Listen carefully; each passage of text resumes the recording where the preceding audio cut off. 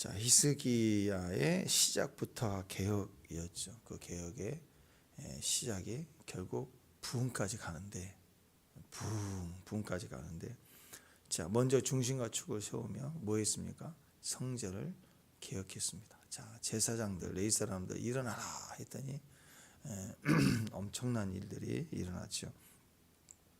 성전을 깨끗하게 다 정결하게 했습니다. 막, 시작은 그쵸, 끊어내는 거, 떠나가는 거, 그 청소하는 거부터가 모든 것이 시작이죠. 깨끗하게 정화시켰습니다. 성전을 정결하게 했습니다. 왜? 당연하죠. 성전을 정결하게 한 이유는 예배하기 위해서, 예배를 드리기 위해서. 예배가 목적이에요. 성전 자체를 깨끗하게 하는 게 목적이 아니고 성전 건축을 화려하게 멋지게 인테리어하고 리모델링하는 그게 뭐예요? 이유가 뭐예요? 예배를 위한 거라. 예배. 그러니까 우리가 생각해야 됩니다. 멋진 건물을, 예배당 건물을 짓는 거 좋죠. 근데 그만큼 멋지게 지었다면 예배의 수준도 그만큼 더 업그레이드 해야 돼요. 또 요즘 그 교회 리모델링 하라 막 이렇게 또 이렇게 연락 오고 하는데, 리모델링을 멋지게 했어요. 근데 막 예전에 우리 교회의 상징 그런 벽돌 막 그런 게 많았죠. 싹 다 덧입혀서 대리석으로 아주 멋지게 현대판으로 했어요.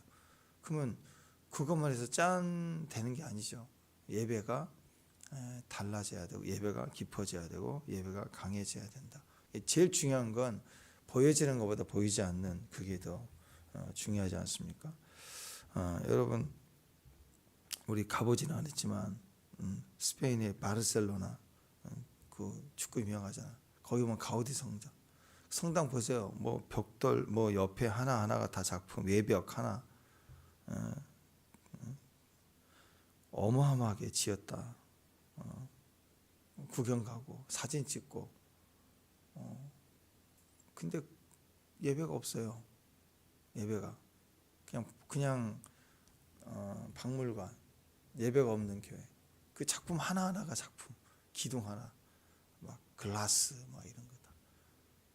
그 누가 만들었대? 그건 뭐예요? 지금 예배가 없는데. 그건 교회가 아닌 거예요. 교회가 그냥 건물, 멋있는 역사적 건물. 뭐 유럽에 보면 굉장히 많잖아요. 그런 성당들.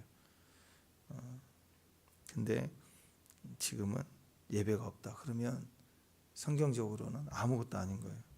오히려 허망하고, 또 거기에는 영적으로는 불편함이, 답답하죠. 우리 하나님이 마음, 주님의 마음, 주님이 보시기에 건물만 멋지고 건물을 구경하게 사람 오는데 예배가 없다 그러면 주의 마음은 어떨까요? 너무너무 마음이 아프실 거예요. 그러니까 성전에는 이 보여지는 그 인테리어나 보여지는 사이즈나 규모를 멋지게 하는 게 중요한 게 아니라, 성전이 제일 먼저 중요한 건 임재예요. 하나님 임재를 꽉 차는 거. 하나님 임재를 꽉 차면 사람이 구경할 수 없다고. 그렇잖아요. 우리가 하나님 임재로 충만할 때 생각해 보세요. 교회 와서 앉아 있는데 성정이 영광이 가득 차고 임재가 가득 차면 다 눈을 감고 막 회심이 일어나고 찬양이 차고, 그러면 주님과 그 예배 흐름으로 들어가지 두리번 이렇게 하고 시계 보고 뭐 그럴 수가 없잖아요. 그렇죠? 그러니까 먼저 성전에 임재가 충만하게 하나님 임재로 채우는 게 첫 번째 기도예요. 성전의 기능, 예배인데, 예배가 시작 전에 뭐가 필요하냐? 임재가 있어요. 임재 없이 우리가 예배를 잘 드리려고, 예배의 수준을 높이려고 막 닥달하면 그건 종교 행위, 건물 지어놓고 종교 행위하는 거겠죠. 임재가 없으면 그런 거예요. 임재가 충만해지면 종교의 행위는 무너지게 돼 있다. 아름다운 화려한 인테리어는 그냥 안 보여요. 다 눈 감고 회개하고 있는데 뭐가 보이겠어요? 그러니까 히스기야가 사실은 어떤 모습, 예배를 하도록, 예배를 채우도록 이렇게 왕이 명령을 해서 개혁이 시작이 되지만, 사실은 오늘 내용을 쭉 보면 히스기야가 예배를 준비한 게 아니라 히스기야 자신이 친히 예배자가 된 거예요. 예배자가 되기로 결정을 한 거예요. 그러니까 왕이 자기부터 예배를 드린 예배자가 안 되면 예배 행위만 막 하게 하는 건 그건 의미가 없는 거예요. 바로 여기서 히스기야를 통해서 다윗의 모습이 보입니다. 다윗은 성전 다 준비해 놓고 그리고 솔로몬 때 성전을 짓도록 이렇게 하나님 명령을 따라 했지만, 사실 우리가 다윗 그러면 딱 떠오르는 다윗의 모습은 예배자잖아요. 광야에서 쫓김 도망 다닐 때 전쟁 중에 계속 그런 예배하는 사람이었어요. 예배자였다. 히스기야의 이 모습 속에 다윗의 모습, 그게 닮아져 있는 거예요. 예배자로 예배를 막 시키고, 또는 북이스라엘 왕들처럼 제사를 폐하고 예배를 폐하고 예배를 드리게 하고 뭐 그런 문제가 아니죠. 예배 자체를 허락하는 또 주관하는 자가 아니라 자신이 예배자로 섰다. 그게 중요한 거예요. 예배자였다. 20절 한번 읽어보시게. 20절 시작. 히스기야 왕이 다시 한번 시작. 히스기야 왕이 일찍 일어나 여호와의 전에 올라가서, 그렇죠. 예배자가 아니면 그냥 예배를 시키면 그 다음날 출근해가지고 명령을 내. 야, 예배의 기능을 회복해야 된다. 레위 사람도 움직여라. 제사장도 움직여라. 그 다음에 장관들 예배를 위한 준비를 계획서를 써오세요. 막 이러고 회의하고 막 이런 거 할 거 아니에요. 이런 거. 근데 왕이 일찍 일어나서 또 대표성을 가진 사람들을 오게 해서 그들을 데리고 여호와의 전에 올라갔어요. 예배자니까 일찍 일어났다. 샤캄, 기억나신가요? 샤캄. 이게 뭐냐면 샤캄이라는 뜻은 굽히다거든요. 굽히다. 그 원어의 뜻을 보면 왜 굽히냐 그랬더니 밑에 짐이 있대요. 짐을 어깨에 메기 위해서 굽히다. 짐이 있어서 짐을 어깨에 메기 위해서 굽히는 걸 얘기해. 뭐 겸손히 이렇게 절하고 그런 거 말고 짐이 있어서 내가 짐을 지기 위해서 굽히다. 그런데 왜 짐이 있으니까 짐을 들어야 되는데 무거운 어떤 물건이 아니라 농사 일할 때 쓰는 그 짐이 아니라 어떤 짐이냐면 일찍 새벽에 어디를 떠나가야 될 사람들. 그러니까 새벽에 일찍 떠나가야 될 사람들은 전날 짐을 준비했을 거 아니에요. 그리고 나서 아침에 왜 어디 가? 그랬더니 몸을 굽혀서 짐을 딱 지는 그 행위를 샤캄이라고 그래요. 샤캄. 일찍 일어났다. 그래서 일찍 일어난 사람 특징은 짐을 지는 거예요. 아침 일찍 짐을 지는 건 어디 가려고 하는구나 이렇게 보는 거죠. 근데 여기서 얘기하는 것은 먼 길 여행 떠날 때 쓰는 단어인데, 여기서는 왕이 아침에 일어나자마자 일찍 짐을 쌌어요. 짊어지고 나가는 거예요. 왕이 어디 갑니까? 나 예배. 서둘러서 어깨에 짐을 싸서 메었다. 일찍 일어나는 모습, 먼 길 떠나는 모습 같은 거예요. 새벽에 움직이는 사람은 먼 길 떠나. 마음을 집에다 두면 못 떠나요. 타지에 뭐 갑자기 이동해야 되고 이렇게 뭔가 목적이 아주 분명한 사람들은 아침 일찍 떠나요. 옛날에도 그랬죠. 옛날은 더 그랬겠죠. 먼 길 떠난 사람들은 낮에 오후에 저녁 먹고 움직이지는 않아요. 먼 길 떠나는 사람은 항상 일찍 떠납니다. 일찍. 마음을 여기다 두지 않았어요. 이미 그곳에 뒀기 때문이에요. 먼 길 떠난다는 것은 지금 여기에 머물러 있지 않는다. 더 이상 여기 머물러 있지 않겠다. 그래서 일찍 떠나는 거고, 그 모습은 짐을 드는 모습이에요. 짐을 들었다. 그러면 떠나가는 거. 자, 가정에서 일찍 일어나는 사람. 옛날이나 지금이나 마찬가지. 일찍 일어나는 사람은 짐을 지는 사람이에요. 근데 그 짐이 누구 짐이냐? 남의 짐을 지는 거예요. 남의 짐.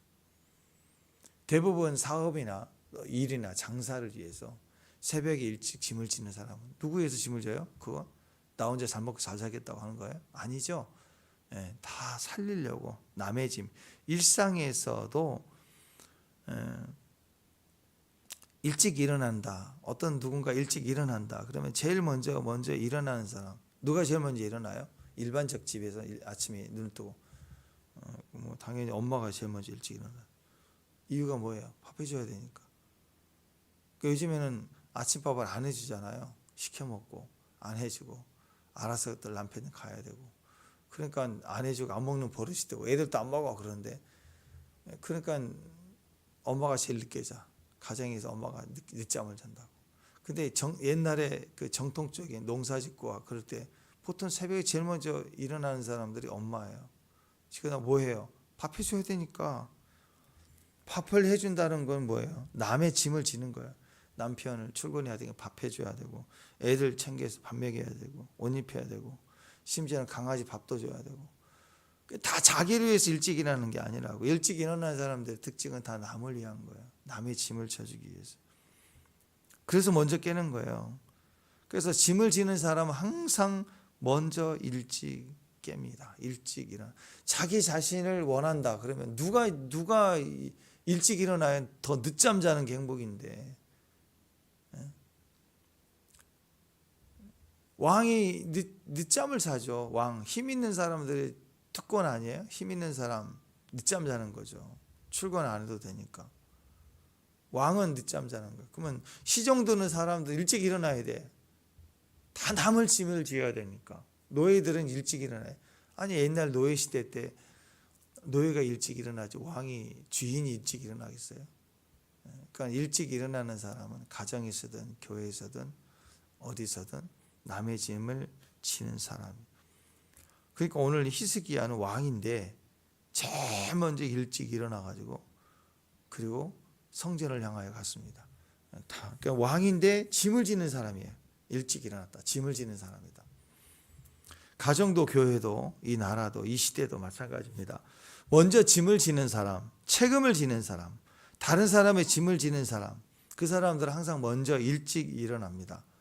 예수님 모습이에요. 예수님이 이 땅에 우주적으로 가장 위대하신 왕 중의 왕이신데, 근데 그분은 마가복음 1장 35절에 보니까 오히려 새벽 미명에 예수께서 일어나 나가 한적한 곳으로 가서 거기서 기도하셨다.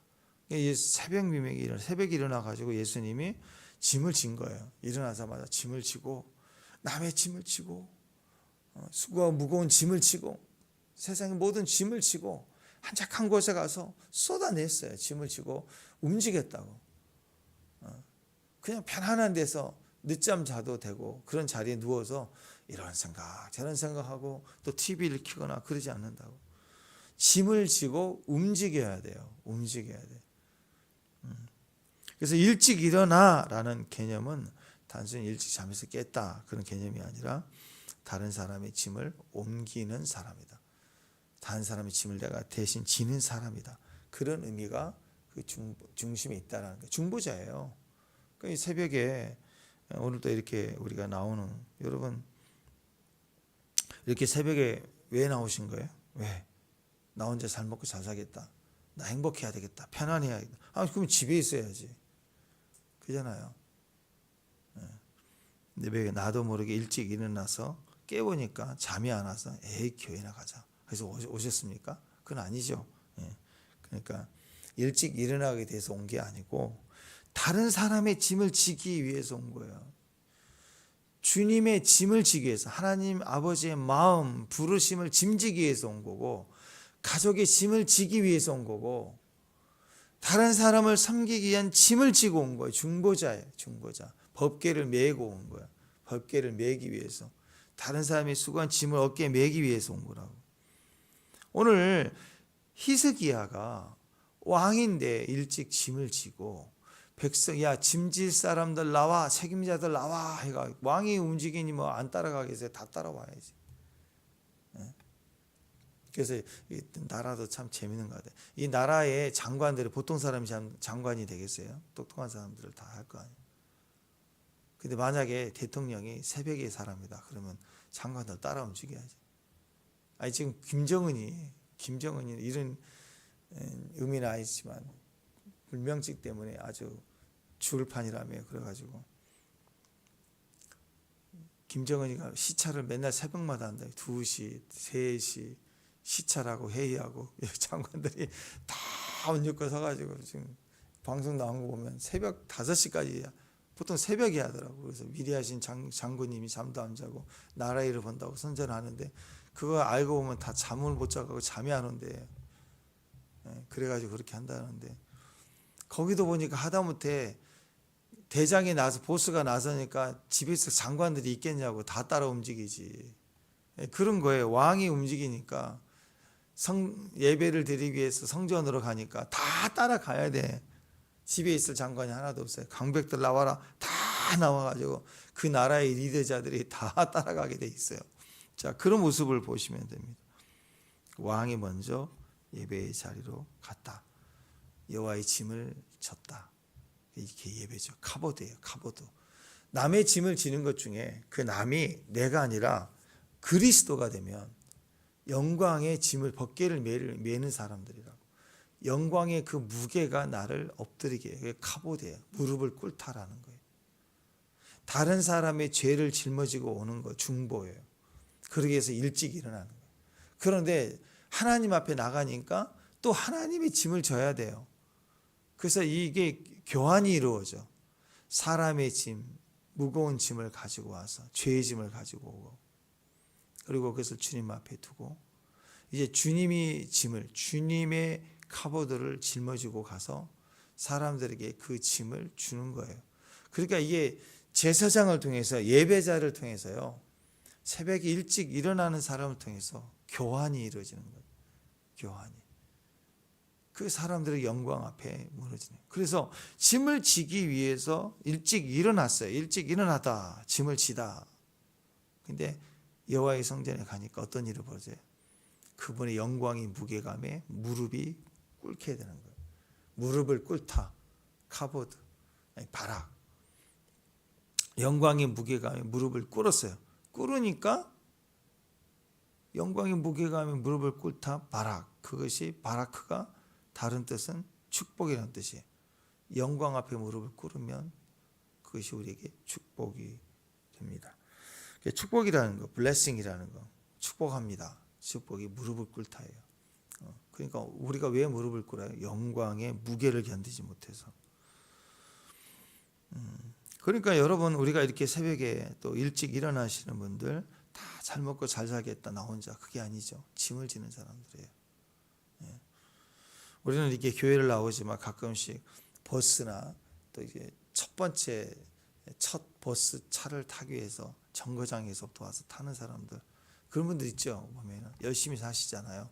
근데 그런 분들 다 나름 스토리가 다 있겠지만 다 들어보면 딱 하나예요. 남의 짐을 지는 가족 식구들 짐지는 사람들이라고. 어떤 이유든 어쨌든 자기를 위해서는 발 뻗고 쉬고 싶죠. 자고 싶죠. 그러나 움직이는 사람들은 다른 사람 가족의 짐을 지기 때문에 그렇습니다. 내 문제보다도 짐을 지기 위해서 나온 사람들. 새벽의 사람들은 짐을 지는 사람들. 중보자들은 짐을 지는 사람들. 다시 말해서 왕의 가장 멋진 모습은 짐을 지는 모습이다. 이런 사람들을 현대적으로는 리더자라고 얘기합니다. 리더자. 가정에서 리더하는 사람, 교회에서 리더하는 사람, 나라와 민족에서도 리더하는 사람. 이 시대 진짜 리더자들 다 새벽의 사람들. 성경에서도 그렇죠. 다 리더자들은 새벽의 사람들. 짐을 지는 사람. 오늘 히스기야가 그런 사람이었다라는 것입니다. 그런데 자기가 먼저 제사를 드리는데 왕부터가 제사를 드려요. 28마리, 7마리, 7마리, 74, 28, 21절 읽습니다. 시작.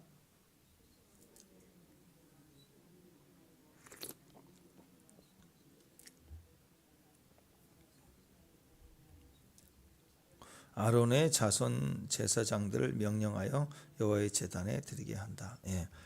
자기부터 28마리, 숫송아지 7마리, 순양 7마리, 어린 양 7마리, 순염소 7마리. 그래서 이걸 가지고 와서 희생에 드리는 거예요. 드렸다. 그리고 야, 칼 갖고 와 해갖고 왕이 하는 게 아니라 또 제사를 드리는 일은 누가 해야 돼? 제사장이 해야 되죠. 제사장에게 딱 드려서 제사장으로 제단에 드리게 합니다. 그걸 지켜보는 거예요. 그러니까 자기부터 온전히 희생을 하고 드리는 거예요. 여기 보니까 전부 암놈은 한 마리도 없죠. 암양, 암송아지, 암염소 이런 거 없어요. 다 순염소예요. 순염소. 구약시대 사람 수도 셀 때 남자들만 셌죠. 이게 뭐예요? 인간도 동물도 다 누가 죽어야 돼요? 남자가 죽어야 돼요. 그 남자들은 죽으면 돼요. 죽으면 살아요. 할렐루야. 대신 남자를 죽이려고 하면 안 돼요. 여자분들은 남자가 스스로 죽는 거예요. 내어들여 죽는 거라고. 내어들여서. 근데 어떤 바보 같은 여자분들은 남편을 죽이려고 그래. 왜 죽여요? 가만히 있어도 죽는데. 죽을 운명인데 뭘 죽이려고 그래. 우리 남자들은 잊지 말아야 됩니다. 일찍 일어나서 죽어야 돼요. 일찍 일어나 죽어야 살아요. 죽어야 다 같이 사는 거예요. 전부 순놈이에요. 7마리씩 잡는 거. 완전수잖아요. 온전한 예배. 이거 뭘 반영합니다. 히스기야가 왕으로서 죽었다. 자기 야망, 욕망, 이상, 꿈 그런 거 없어요. 그게 없다고. 큰 꿈이 없어요. 없어야 돼요. 아직도 뭐 엄청난 취미에 무슨 뭐 야망과 이상, 아이고 참. 그거 보세요. 푸틴 같은 사람. 그 엄청난 야망을 그 늙은 사람이 그걸 끝까지 붙으니까 지금 나라 엉망이 돼버렸죠. 지금 힘 좀 있다가 써보려고 했다가 지금 전세 역전돼 갖고 지금 난리 났습니다. 왜 이렇게 나라를, 국민들을, 많은 사람들을 고통스럽게 하는가? 남자는 야망이 팍 죽어버려도 꿈이 없어야 돼. 그게 정상이에요. 갈수록 꿈이 없는 거예요. 왜? 죽으니까. 하나님밖에 없는 거예요. 가족밖에 없는 거예요. 그게 축복이라고. 그래서 하나하나 예전에 좋았던 거 하나하나 정리해 가고 또 이렇게 남 주고 팔고 이렇게 하는 게 그게 정말 아름다운 멋진 남자의 모습으로 변화되는 거라고. 이게 자동 순서가 그래요. 순서. 그래서 남자들은 7가지 버리고 7가지 또 바치고 7가지 또 남주고 이렇게 계속 이렇게 주고 남기고 없애고 하면서 정리해 가는 거예요. 그럴수록 주변이 막 살고 행복해지고 나라가 살고 희생하여 죽는 거 그게 감사해요. 우리 여기 앞에 할아버님 계시잖아요. 앞에 자꾸 이렇게 나이가 드셔서 자꾸 기억이 없으신가 봐요. 또 물어보고 저한테 한 네 번째 물어보는 것 같아요. 얘기하다 보면 근데요 목사님 이렇게 물어봐요. 뭔데요? 그러면 우리 안수 집사님 얘기를 해요. 뭐 장로님이세요? 아니 장로님 이제 되셔야 되는데 우리 안수 집사입니다. 참 부지런하시고 참 모셔서 하여튼 옆에서 보기에 감탄이 거예요. 그냥 좀 지나면 또 장로님이세요? 이렇게 몇 번을 얘기했는데 까먹었어. 또 물어봐. 제가 그걸 보면서 이렇게 우리 집사님 잘 섬겨주시잖아요. 이렇게 와서 전지도 하시고 우리 청소도 한 번씩 교회 둘러보시고 이런 모습을 옆에서 지켜보신 것 같아요. 그 모습이 짐을 지는 거죠. 섬기는 모습. 우리 한 사람 한 사람을 섬기는 그런 모습이 주변에서 이렇게 비춰진다고. 그럴 때 자꾸 얘기를 해요. 왜 시퍼렇게 살아있으면 안 되죠. 내가 죽어야 되는 거예요. 내가 무너져야 되는 거고 없어져야 영광이 돼요. 부족하지만 하나님의 영광을 위해서 움직이는 그런 거 아니에요? 그게 예배의 요소가 되는 거라고. 무게감에 내가 짐을 지는 거예요. 새벽 힘들지만 어렵지만 짐을 지는 거. 그 중심이 어느 순간 생긴다고. 계속 하다 보면 팽이도 처음부터 딱 세운다 시작 그럼 팽이가 딱 서 있나요? 막 쳐야 돼요. 쳐야 되고 막 비틀비틀 할 때 막 또 치고 하다가 계속 이제 힘을 받으면 딱 안 정지되어 있는 것 같은데 막 돌고 있잖아요. 그 자리에 딱 서 있는 정지된 것. 그게 예배입니다. 처음에 또 하고 또 하다 보면 중심이 딱 서요.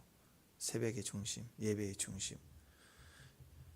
큐티 할 때 생명 걸고 큐티 정신 이게 딱 서 있는 거. 그게 예배입니다. 로마서 12장 1절에 보면 그러므로 형제들아 내가 하나님의 모든 자비하심을 너희를 권하노니 너희 몸을 하나님 기뻐하시는 거룩한 산 제사로 드리라. 너희가 드릴 예배니라. 이는 너희가 드릴 영적 예배니라. 영적 너희 몸을 드리는 게 영적 예배래요.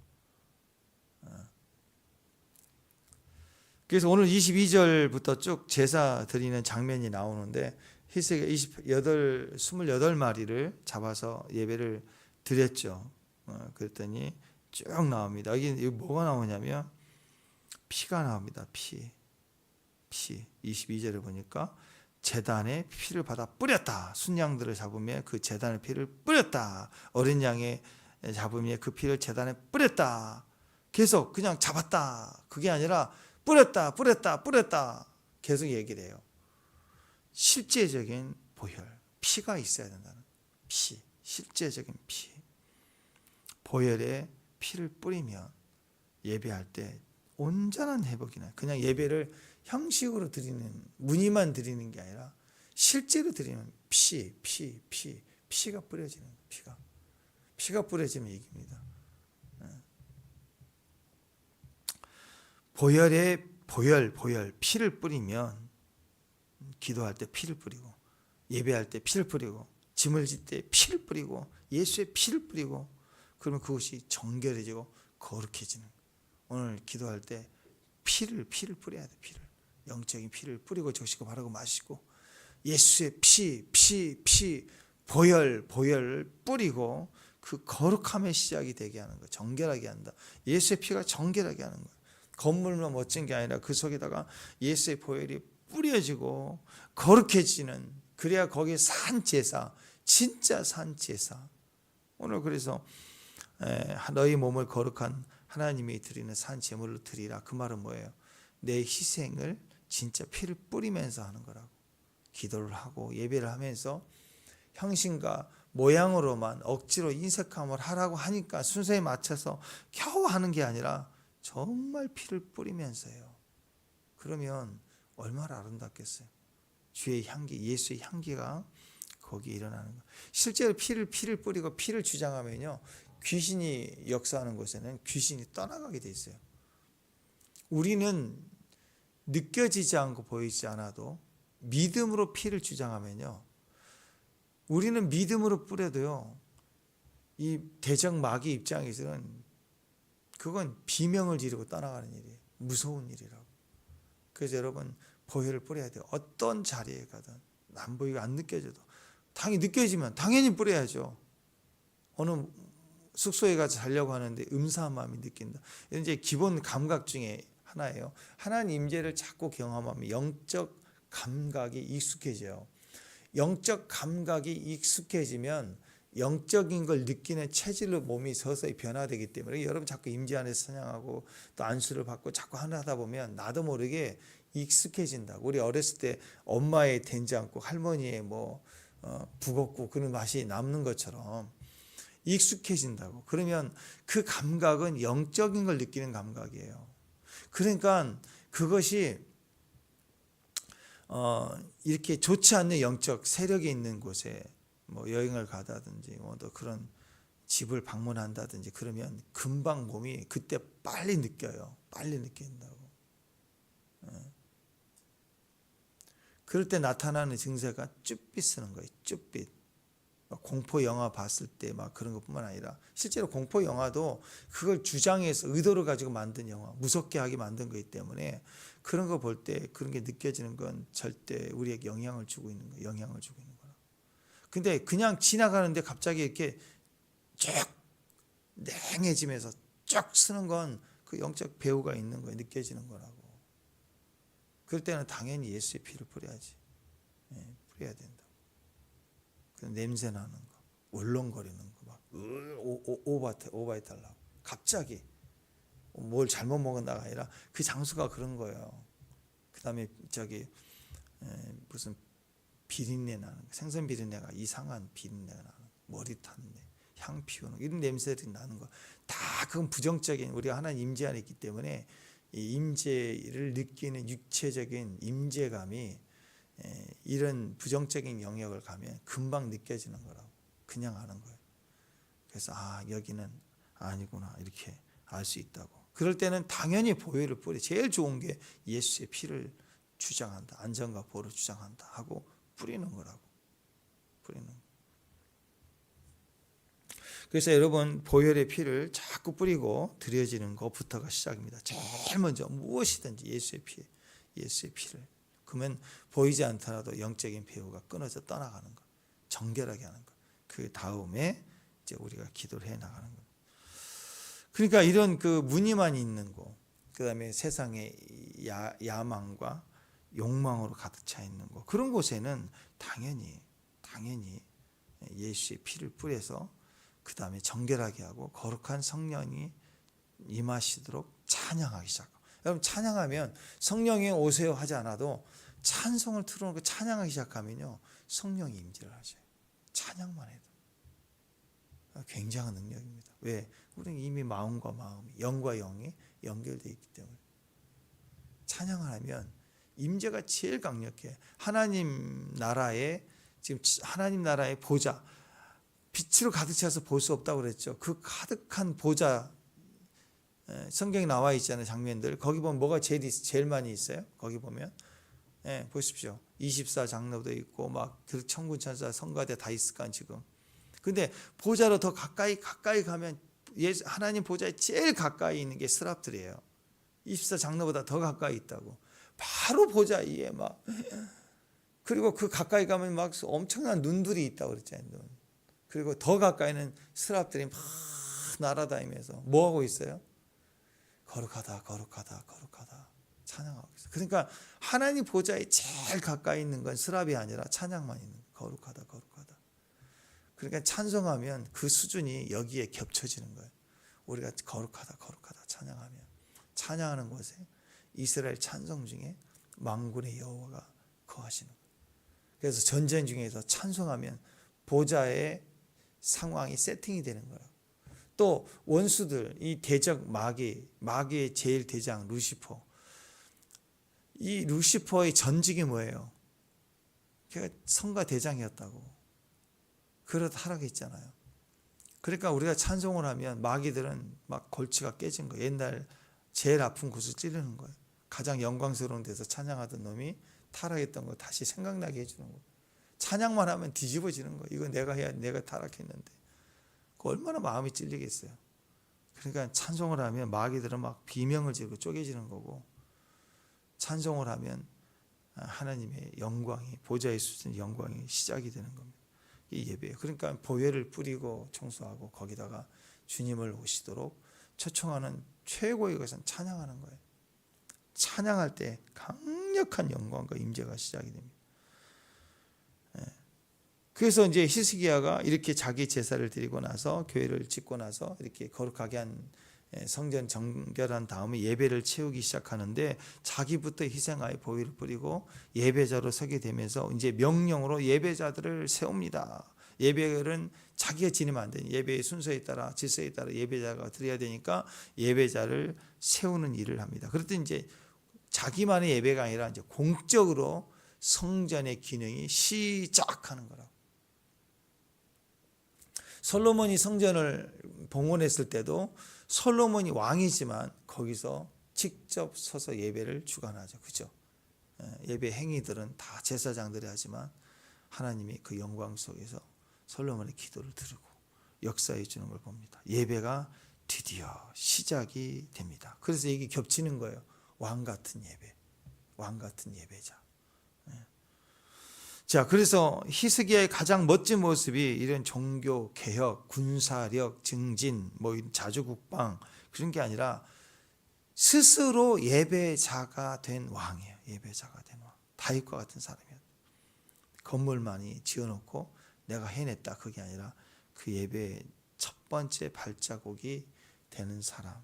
아침부터 예배로 향하는 사람. 다윗은 새벽에 무너졌지만 그래서 바스바 범했지만 새벽 무너지면 바스바 범한다. 근데 히스기야는 어떤 왕보다도 새벽부터 일어나는 왕이 새벽부터 움직였어요. 이러니 부흥이 일어나지 않을 수가 없죠. 부흥이 터집니다. 히스기야는 예배로 멈춰 있지 않았습니다. 백성들로 확산을 시켜버렸어요.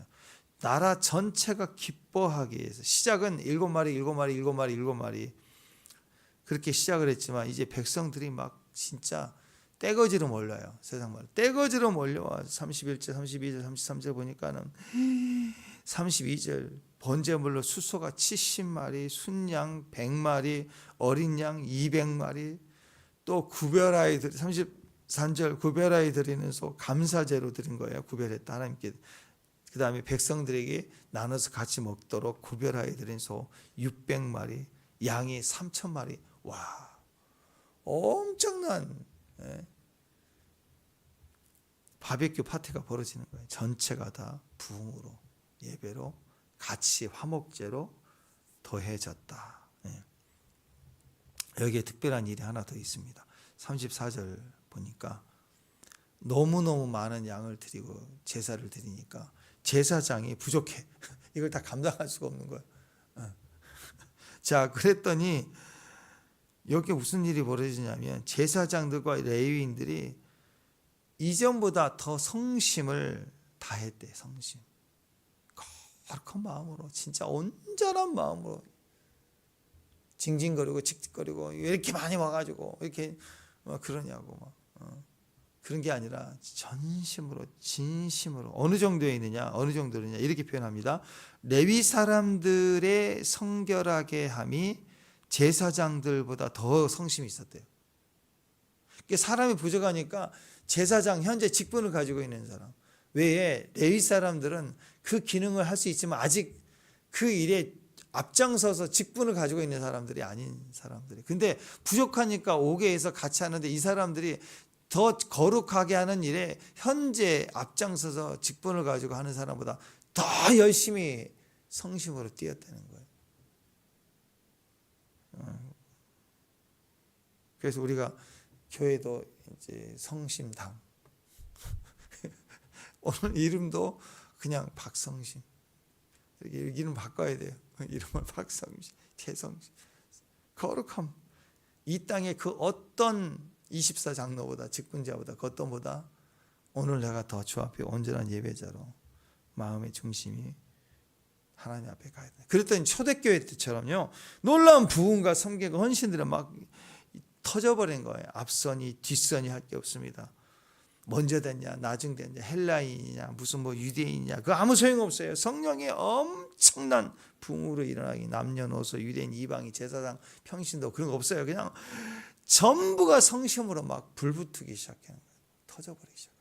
폭발하기 시작해요. 아이들도요, 배운다고. 왕, 제사장들을 보고 백성들이, 제사장 왕이 움직이니까 다 같이 연결돼서 보이죠. 어제 오후에 우리 찬양할 때 예린이가 여기 이러가 중간에 서가지고 자꾸는 있는데 내가 옆에서 봤어요. 그랬더니 막 권사님들이 막 박수 쳐주니까 박수 친 거 보다가 몸이 막 몸이 따라 움직이네. 다리를 막 따라. 애들 또 옆에서 막 쳐주고 이렇게 잘 있다가 해주고 같이 춤춰주면 막 같이 박수를 쳐요. 배우는 거예요. 묻혀가는 거라고. 아이들이 묻혀가는 거라고. 레위 사람들이 더 성심이 있었다. 제사장 직분을 가지고 있는 사람은 레위 사람들이 더. 그러니까 이제 이게 부흥으로 확산되면 어떻게 될까요? 이제 백성들이 레위 사람들보다 더 성심으로 드려졌다.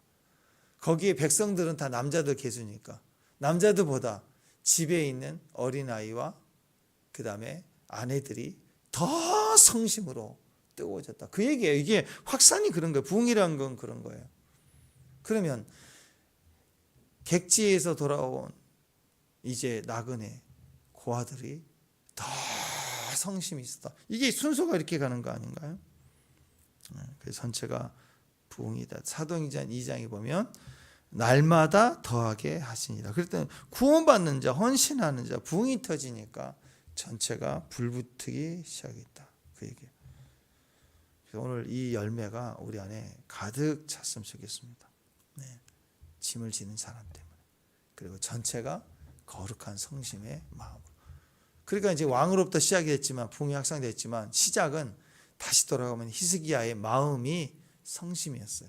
거룩한 마음으로, 그 감당을 할 수 없는 그 감사와 무게감으로 새벽부터 일어나서 막 주님을 찾는 거예요. 성심당원이 되어가지고 움직였다. 그래서 오늘 우리가 뭐 성경에 당을 짓지 말라 했지만 그 당이 아니라 성심당원이 돼가지고 거룩한 마음으로 직장의 일이든 오늘 주어진 과정의 일이든 하나님 앞에서 온전한 모습으로 우리 마켓플레이스 거룩한 예배 자리만뿐 아니라 삶의 현장에도 막 부흥이 흘러가는 그런 통로가 됐으면 좋겠습니다. 그런 부흥으로 들어가는 날마다 더하게 하시는 축복의 일이 시작되는 저와 여러분 되시길 주님의 이름으로 축원합니다. 기도하겠습니다. 우리의 헌신, 우리의 새벽부터 짐을 지는 일이 가정에서부터 또 직분제를 통해서부터 백성들까지 확산되어져 갈 수 있는 부흥의 사람들, 부흥의 세대가 될 수 있도록 하나님 도와주옵소서. 예수님 이름으로 기도합니다.